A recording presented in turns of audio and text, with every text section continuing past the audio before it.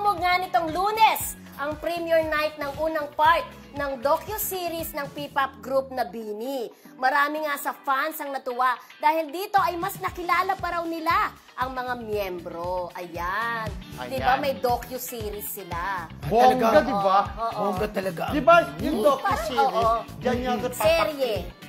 Diyan ipapakita kung paano silang nagsimula, kung paano sila nag-audition, kung paano ang struggle nila bago nila marating yung tagumpay, di ba? Talagang punong-puno daw yung pagpunta ng mga tao. Talagang ang dami-dami na talaga ng taga yung mga blooms, di ba? Blooms.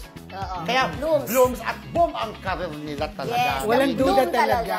Walang diba? duda talaga na talagang umaariba na talaga ang BINI. Di ba doon sila part, volume 1 yata parang tawag doon. Pero, di ba parang ang sabi pa nga. Pero alam mo, natutuwa ako, friendship, nakita ko yung isang BINI member na parang nagpa-picture sila kay Papa P dun sa ASAP. Yung lumapit, kilig-kiligan yung sa yung gano'n, di ba? Yung gano'n. Yun. Ganon. Kahit na sikat na siya. For sure. Nakita nila si Papa P na sikat niya. Parang andyan pa rin kilig-kiligan. Lalang gwapo ni Papa P. And for sure, yung mga ibang members dyan, talagang dumaan sila sa butas ng karayo. Pero ang ano lang natin, na sana wag silang magbago. Yes.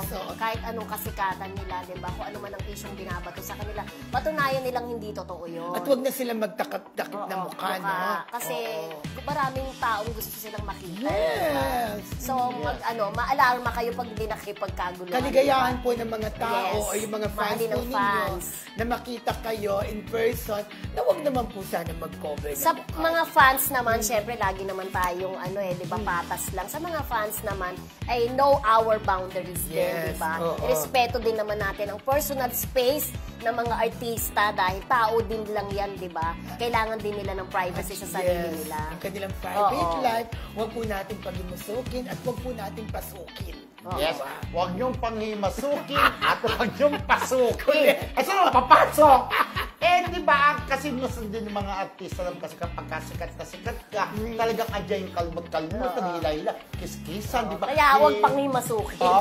Huwag mong panghimasukin ang papasukin. Minsan kasi yung mga kamay pumapasok sa hindi dapat pasukin, di ba? Yung mga ibang panay, di ba, may ganon? Na parang, siyempre, kagaya nangyari kay Ben Abrenica, di ba? Inan siya, dinakma, di ba? Pero hindi siya napikon na wala. Ang dami na po nangyayari doon. Kaya lang, siyempre, tama ako rin agree din ako sa sinabi ni Rodel na Huwag pasukin. Huwag kasi gawin literal. Huwag pasukin ang kanilang private privacy. buhay. Di ba, respect their